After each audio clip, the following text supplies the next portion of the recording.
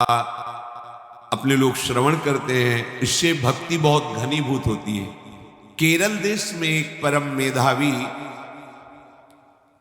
सुधार्मिक नाम के राजा राज्य करते थे। धर्म पूर्वक चलना, प्रजा का पालन करना और भगवान नाम जप करना, शास्त्र विधि से बिल्कुल कभी प्रतिकूल एक भी आचरण जीवन में नहीं किया। तो उनके यहां महाभागवत चंद्रहास जी का प्रादुर्भाव होता है। भगवान के भक्तों का जिस कुल में प्रादुर्भाव होता है, वो कुल, वो ग्राम, वो नगर, वो देश परम पूजनीय हो जाता है। ये महाभाग्यशाली मूल नक्षत्र में प्रकट हुए। लौकिक में अमंगल माना जाता है और भाव में देखो तो मूल कौन है? नक्षत्र भगवान। ऊर्ध्वमूल मधा शाखा मुसत्थम प्राहुरभ्यम। सबके मूल कौन है? श्री भगवान। किस नक्षत्र में पैदा हुए? मूल में, भगवत स्वरूप। और लोक में माना जाता है कि मूलन में पैदा हुआ है लड़का, अमंगल है, कुछ नष्ट ही होगा। संसार बड़ा विचित्र है। जैसे बालक रोता है ऐसे उनकी आवाज में कृष्ण कृष्ण। बड़ा आनंद हुआ सुधार्मिक राजा को कि हमारे कोई महाभागवत पधारा है, क्योंकि ये भजन करके पूर्व जन्म में ऐसी भागवती की स्थिति प्राप्त की कि अबोध अवस्था में ही श्रीमुख से कृष्ण नाम निकल रहा है। आनंद उत्सव मनाया जा रहा है। राजा है, राजकुमार प्रकट हुआ। और दूसरी बात, वो स्वयं भक्त हैं और भगवान का ऐसा भक्त जो जन्म लेते ही कृष्ण नाम उच्चारण किया। ये आनंद ज्यादा दिन टिका नहीं। रोज बधाइयां हो रही, आनंद उत्सव मनाए जा रहे। शत्रु पक्ष के राजाओं ने मिलकर कहा यही अवसर है, आक्रमण कर दिया जाए और केरलाधिपति का सब पूरा महल घेर करके कोई एक भी न बचने पावे। शत्रु पक्ष के राजाओं ने घेर लिया। आसपास से राजा और सैनिकों ने घेर लिया। अब वो असावधान थे, आनंद में पुत्र हुआ है, बधाइयां, कोई संभावना ही नहीं थी। गुप्त रूप से शत्रु पक्ष के राजाओं ने आक्रमण करके घेर लिया। अब राजाओं की कई सेनाएं और इनकी असावधानी पूर्वक आनंदमयी वृत्ति में कोई पहले से पता हो तो तैयारी करते। तत्काल आक्रमण को रोकने का प्रयास किया पर असफल रहे। इनके सैनिक भी मारे गए, राजा भी मारे गए, राजमहल को घेर लिया गया। कोई भी एक भी बच के न जाने पावे। तो राजमाता जिनसे चंद्रहास जी का प्रादुर्भाव हुआ था, उन्होंने धाय मां को कहा कि मेरे पुत्र को बचाने में तुम समर्थ हो, मेरे तो प्राण नहीं बचेंगे। अगर ये लोग नहीं मारते तो मैं अपने पति के शव के साथ सती हो जाऊंगी। पहले ऐसी धार्मिक निष्ठा माताओं बहनों में होती थी कि धाय मां ने विचार किया कैसे बचा सकती हूं, आसपास तो सब सैनिक घेरे हुए हैं। तत्काल उसने विचार किया कि अगर हम इनको राजकुमार की तरह ले जाती है तो हमें भी मारा जाएगा और इनको भी मारा जाएगा। देखो कितनी विपत्ति जन्म लेते हैं। कोई प्रश्न कर सकता है कि महाभागवत जिनके घर में प्रकट हो तो वहां धन वैभव सुख संपत्ति बढ़नी चाहिए, यहां तो जन्म से ही जैसे वहां माता पधारी। ये क्या है? तो श्री भगवान स्वयं कह रहे हैं यस्य तुष्टो रहम पार्थ वित्तम तस्य हराम्यहम् करोमि बंधु विच्छेदम सच कष्टेन जीवति। हे अर्जुन, मैं जिस पर बहुत प्रसन्न होता हूं। आप अपने ऊपर भगवान को बहुत प्रसन्न करना चाहते हैं? बहुत प्रसन्न करने में ये है, देख लो। कह रहे जिस पर मैं बहुत प्रसन्न होता हूं, सबसे पहले उसका ऐश्वर्य नष्ट करता हूं। फिर क्या करता हूं? फिर बंधु बांधवों का। फिर क्या करता हूं? असाध्य रोग उसके शरीर में। बोले महाराज जी तुम प्रसन्न हुए हो कि पूरे के पूरे नाराज हो गए हो? बोले यही मेरी प्रसन्नता है। क्या? माया का नाश। अब एकमात्र भरोसा केवल भगवान का, दूसरा कोई। ये सबको पसंद नहीं आएगा। सब तो उस भगवान की भक्ति चाहते हैं कि अगरबत्ती धूपबत्ती तन मन धन सब तेरा स्वामी, क्या लागे मेरा। पर अंदर से कह रहे सब तन मन धन सब मेरा, क्या लागे तेरा। ऐसे तो चलेगी भक्ति। लेकिन कई बार सत्संग में पीछे धाम में कहा था कि भगवान को रिझाकर लोक मांगोगे तो चैन से रह लोगे, और अगर उनसे प्यार करने की बात मन में ठानी कि बस मुझे केवल आपकी आंखों में आंखों को मिला करके जीवन व्यतीत करना है, मुझे और कुछ नहीं चाहिए, तो फिर लाडले आपको दुशरिहा का कोई आश्रय रहने नहीं देंगे। ध्यान रखना, जितने दुशरिहा होंगे तो ये बर्दाश्त हो तो कदम आगे बढ़ावे। बहुत प्रसन्न हो जाओ ठाकुर हम पे तो कह रहे यस्य तुष्टो हम पार्थ वित्तम तस्य हराम में हम करोमि बंधु विच्छेदम सच कष्टेन जीवती। जितनी श्वासें रहेंगी भयंकर कष्ट मैं उसको व्यतीत करने के लिए दूंगा। ये दंड नहीं है, ये पुरस्कार है। अनंत जन्मों का हिसाब बराबर करके कहीं इसकी वृत्ति मेरे से हट न जाए, ऐसे घेरे में डाल के अखंड चिंतन करवा के सजेत जेत जग उच्चरे। जाको करत श्याम सहाई प्रथम वर्णो कृपा क्रम हो विषय मूल गवाई। कुल कुटुंब बल वित्त हीनो दीन के दुखदाई। आपने को करजु लीनो आप ही अपनाई। कह रहे हैं अब मैं वर्णन करता हूं श्याम सुंदर जिस पर कृपा करते हैं उस पर कैसा बर्ताव करते हैं। बोले सबसे पहले उसके विषय भोगों का नाश कर देते हैं, फिर दूसरी कृपा कोई परिवार का कोई मित्र कोई रिश्ते नातेदार उसकी तरफ देखेगा भी नहीं। फिर ऐसा दुख प्रदान करते हैं कि केवल एक भरोसा रह जाता है, एक भरोसा एक बल एक आस विश्वास, बस नाथ आपके सिवा हमारा कोई नहीं। बस वहीं से जो चमत्कार प्रकट होता है, त्रिभुवन में कोई उसकी समानता नहीं कर सकता जिस पर ठाकुर की कृपा है।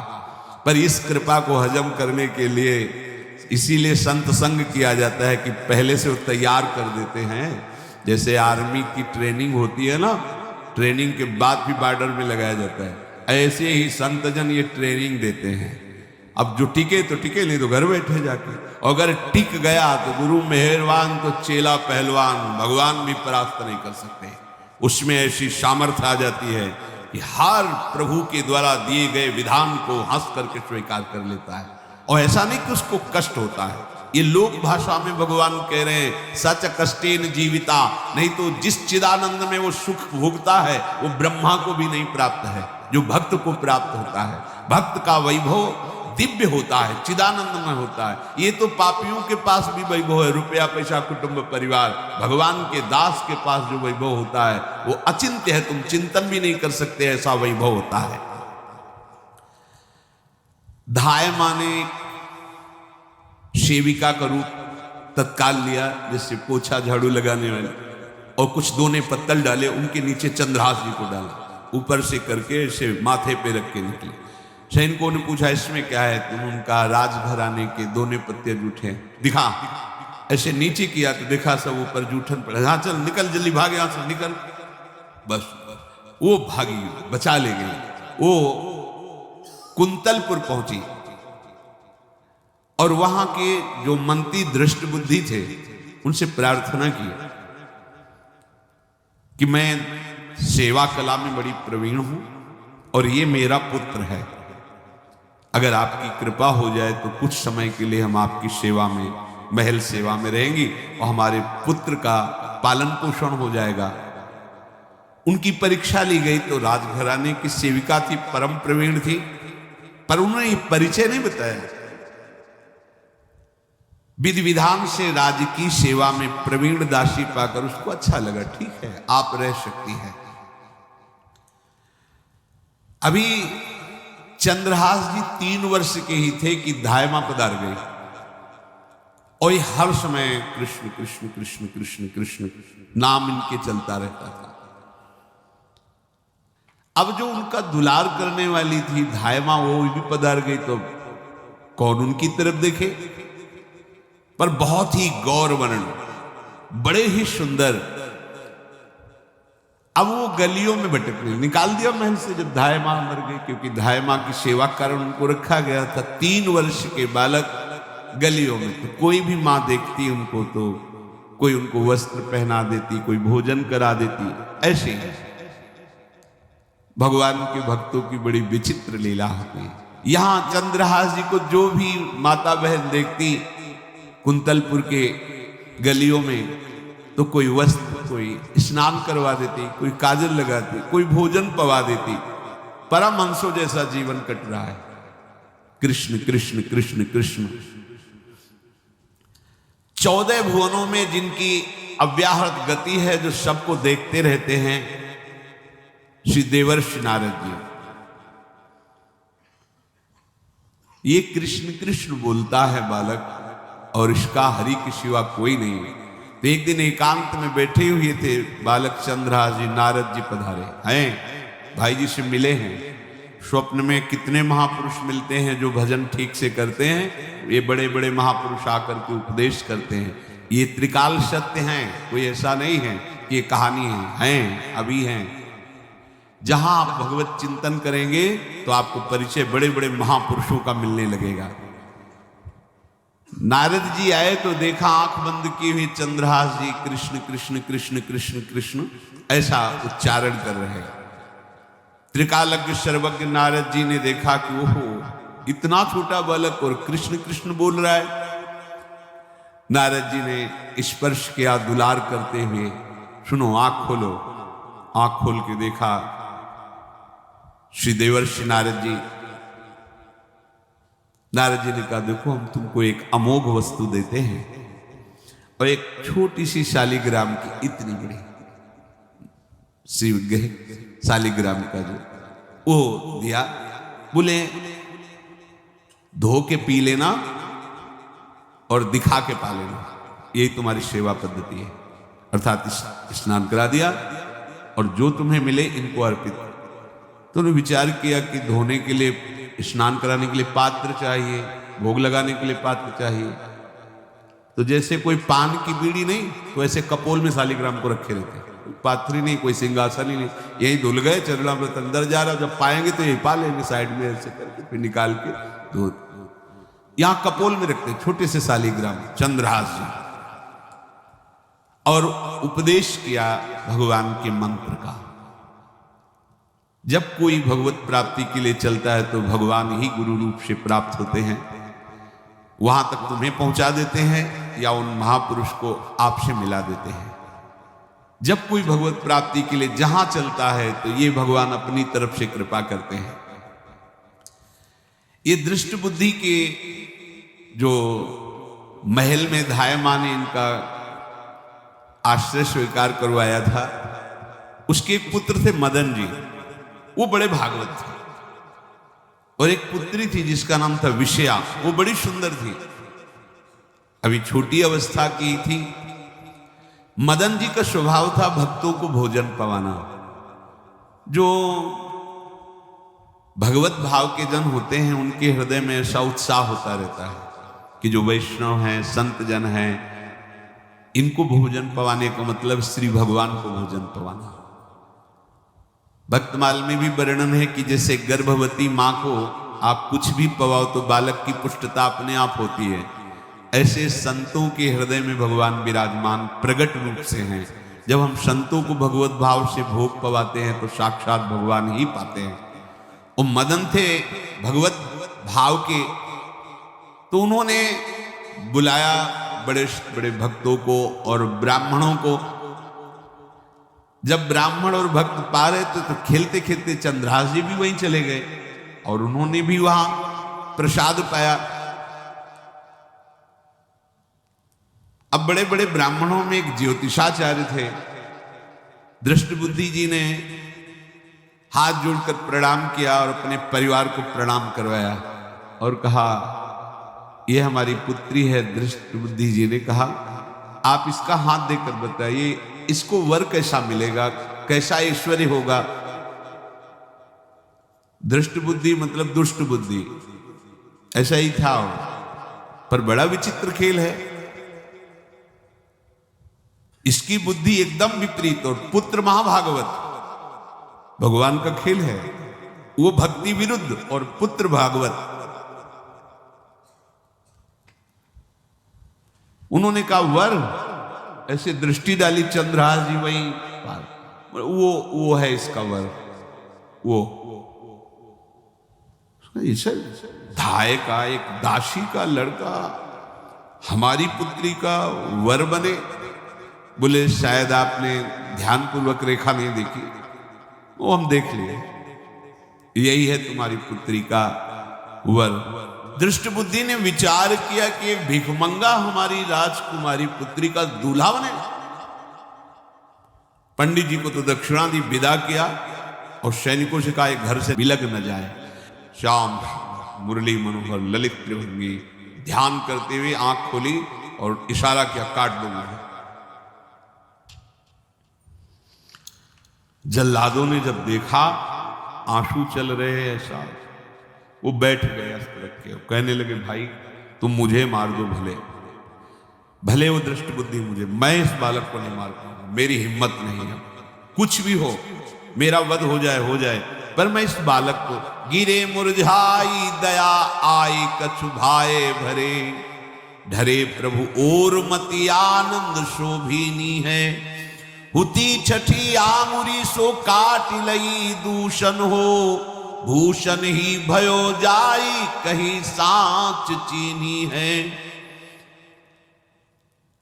जब नेत्र का इशारा हुआ कि वध कर दो, तो जो बधिक मारने के लिए आए हत्यारे थे वो आनंद से एकदम प्रफुल्लित हुए और कहा मैं नहीं मार पाऊंगा तुम्हें। तो एक ने कहा देखो एक उपाय मुझे दिखाई दे रहा है, इस बालक में विशेषता तो है ही, पर इसके पैरों में देखो, बाएं पैर में एक छठी अंगुली भी है, किसी किसी की होती है। गांव में तो कहते हैं छंगू या छंगा, जिसे होता है ना गांव में, और ये छंगा मतलब 6 अंगुली की। बोले इसको अगर काट लेते हैं तो प्रमाण भी सत्य, जिसकी कसम खवाएगा मैं खा लूंगा कि ये चंद्रहास जी के है, और मैं मार दिया। और कौन इस बालक को ढूंढेगा, जंगल में छोड़ देते, अपनी तो सामर्थ्य नहीं।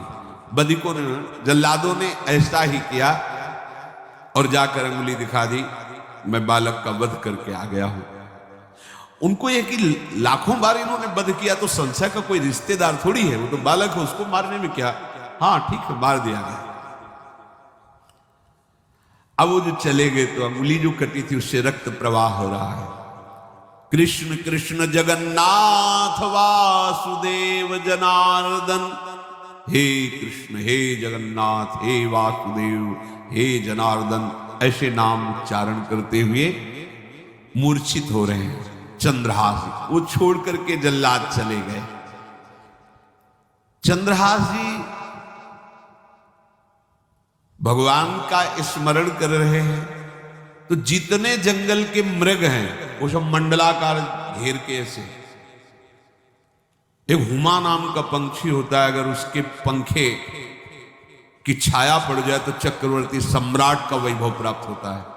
और वो भीड़ की भीड़ पक्षी आकर चंद्रहास जी के ऊपर ऐसे घेरे हुए हैं, आसपास मृग मृगी मृग शावक सब घेरे हुए हैं। बीच में चंद्रहास जी कृष्ण गोविंद दामोदर माधव ऐसे उच्चारण कर रहे हैं। जो भगवान के चिंतन में मगन रहना अपना स्वभाव बना लेता है, तो देखो ऐसे हत्यारों के हृदय में भी दया गई, क्योंकि दया समुद्र भगवान का स्मरण जो करते हैं उनमें ऐसी महामहिम दिव्यता आ जाती है। कोई भी कितना भी निर्दयी हो, अंदर से वो भले जल रहा है द्वेष के कारण, पर कहीं ना कहीं ये द्वेष आंतरिक राग का सूचक हो। वो भी भक्त को प्यार करता है, पर भक्ति ना होने के कारण वही उसका राग द्वेष में बदल जाता है। कोई भी हो, अंदर से जब भक्त के प्रति जलन पैदा करता है तो उसमें मूल होता है भक्त की महिमा, भक्त का महत्व, पर उसे ना प्राप्त, जैसे कहते हैं कि वो अंगूर खट्टे हैं और खट नहीं प्राप्त कर पाए तो अंगूर खट्टे हैं। बकाया महत्व सब के अंदर होता है, दुष्ट से भी दुष्ट के अंदर भगवान के भक्तों का महत्व होता है, क्योंकि सबके हृदय में भगवान विराजमान है। अब चंद्रहास जी भगवत स्मरण करते हुए पक्षियों के और मृग आदि के बीच में है। उधर भगवान का एक विधान तैयार होता है, वह देश भूमि में रहत लघु भूप और सुख सब एक सुत चाह भारी है। कुंतलपुर के ही अधीन एक चंदनवती नाम की राज्य नगरी थी। वहां के राजा थे, उनके पुत्र नहीं हो रहा था, तो कुंतलपुर सम्राट पर चंदनवती राज्य राजा, जैसे प्रदेश और दिल्ली में बैठे हुए जो जानते हो कि अगर सम्राट का भाव बदल गया तो एक क्षण में तुम्हारे राज्य को नष्ट कर दिया जाएगा। तो राजा ने हाथ जोड़कर चंदनावती के राजा ने कहा, महाराज आप ही अब हमारी रक्षा कर सकते हो। तो उसकी दृष्टि चंद्रहास पर थी, इसको मरवाना है, क्योंकि पंडित ने बताया था यही पति बनेगा। लिया कहा जो आवे तत्काल मार देना, मेरा आदेश अगर बचा तो मैं तुम्हें मार दूंगा। उन राज सैनिकों ने जो बधिक स्वभाव के थे पहले से वहां लग गए। बड़ा विचित्र भगवान का खेल है। वहां के चक्रवर्ती सम्राट जो थे बड़े बड़े विद्वान और ऋषियों से बातचीत कर रहे थे। उनका महाराज अब आपका राज सिंहासन पर बैठना राज्य के लिए अमंगल होगा, ऐसा समय आ रहा है। इस समय यदि चंद्रहास जी को सम्राट पद पर बैठा दिया जाएगा तो आगे अकाल नहीं पड़ेगा और बड़ा मंगल होता चला जाएगा। ये मुहूर्त आपका राज सिंहासन पर से हटने का है, तो उनका प्रजा का मंगल हो और देश का मंगल हो, इसलिए हम बिल्कुल। मदन वहीं बैठे हुए थे। सचिव ने कहा तुरंत जाओ और जो तुम्हारे बहनोई बने हुए हैं चंद्रहास जी को लाओ। तो भागे। तो जो और सैनिक राज सैनिक थे पूछा किधर जा रहे हो? बोले वो अपने बहनोई चंद्रहास जी। बोले वो तो देवी पूजा के लिए गए।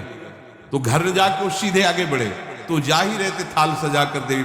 बोले सुनो इसी समय मुहूर्त है, आपको देवी पूजा हम कर लेंगे जाके, या हम थाल लेके वहां बैठे रहेंगे, पहले सम्राट पद का वो अभिषेक करो फिर देवी पूजा हो जाएगी। ये तो घर की बात है और देवी पूजा मैं करके आ रहा भीजिए। अब जो सम्राट थे तो बहुत आनंदित हो गए, क्योंकि भगवान का भक्त तेजस्वी और बलवान शूरवीर योद्धा जो सम्राट पद पर बैठेगा तो अकाल नहीं पड़ेगा, सुख की सब प्रजा को वृत्ति प्राप्त होगी। बड़े आनंदित होकर इनका सम्राट पद पर अभिषेक हो रहा है। और दृष्ट बुद्धि के पुत्र जो मदन संतों और भक्तों का आदर करते थे वो देवी पूजा, और वहां पहले उसने बोल रखा था जो आवे तो देवी अपमान ते न डरो सम्मान करो, जात मारी डार्यो या सो भाष्यो भूप लीजिए। चंद्रहास जी का सम्राट पद पर अभिषेक और मदन जी का देवी मंदिर में प्रवेश, और सैनिकों ने काट के फेंक दिया मदन। ये जो पे कृपा रघुपति कृपाल की, बैर और की कहा सरे होई न बाको। बार भगत को जो कोई कोटि उपाय को, गोस्वामी तुलसीदास लिखा। भगवान का कृपा पात्र जो भक्त है, किसकी ताकत है कि उससे बैर कर सके। चाहे कोई त्रिभुवन में हो, भक्त का बाल बांका नहीं कर सकता, चाहे करोड़ों करोड़ों उपाय कर ले। और तके नीच जो मीच साधु की, सो पामर ते मीच मरे। वेद विदित प्रहलाद कथा सुन को न भगति पथ पाम धरे। अगर तुम जिस भाव से साधु को नीचा दिखाना चाहोगे वही भाव तुम्हारा सर्वनाश कर देगा।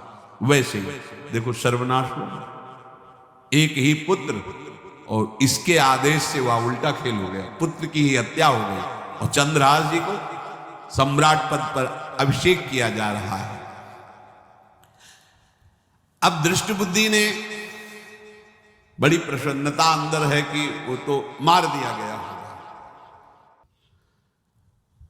सैनिक आए और बोले महाराज आपके पुत्र का वध हो गया है। पुत्र का वध कैसे? बोले आपने कहा था जो आए उसे मार देना, तो आपका पुत्र ही थाल लेकर पूजन। वो तो चंद्रहास, बोले उनका तो अभिषेक हो गया सम्राट पद पे। ये कैसे हो? अब अंदर भारी दुख उनके हृदय में